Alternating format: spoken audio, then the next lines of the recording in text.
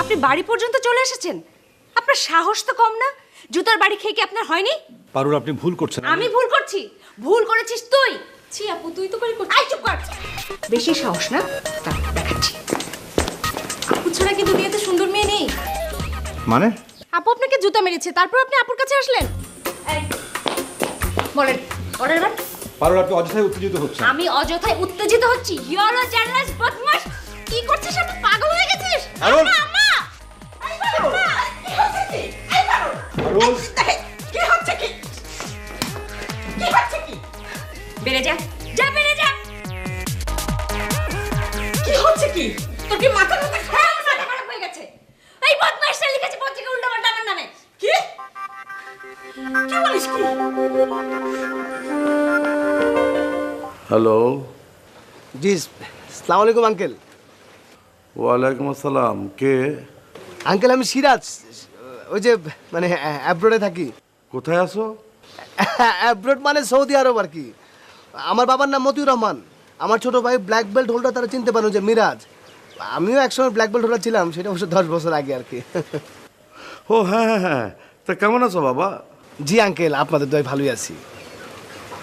আব্বা মরে যাওয়ার পর তো মুরব্বী বলতে তো আপনারাই। হ্যাঁ, তা তো ঠিক। তা বাবা, আঙ্কেল, পারুলের সাথে দেখা হয়েছিল, সবই শুনলাম, সবই জানলাম। আঙ্কেল, আপনি যদি অনুমতি দিতেন তাহলে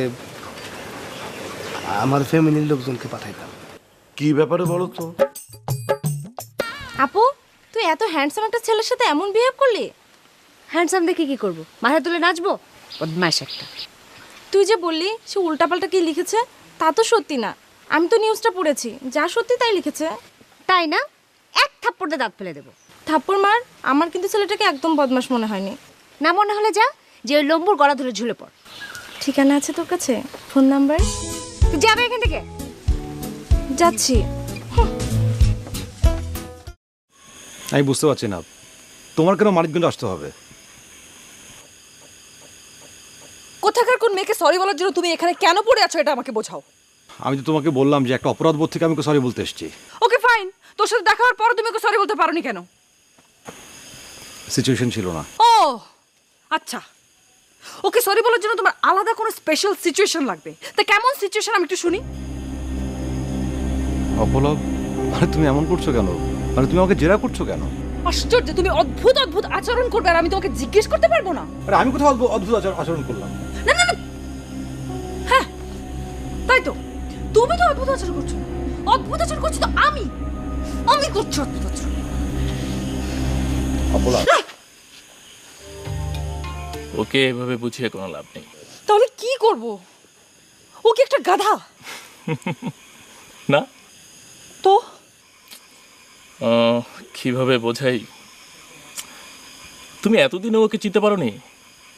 ও সবসময় একটা ঘোরের মধ্যে থাকে। কিসের ঘোর সেটা ও ছাড়া আর কেউ জানে না। ওকে ধরতে হলে তোমাকে ওর ঘোরের ভেতরে ঢুকতে হবে, ওর ভাবনায় তোমাকে আসতে হবে।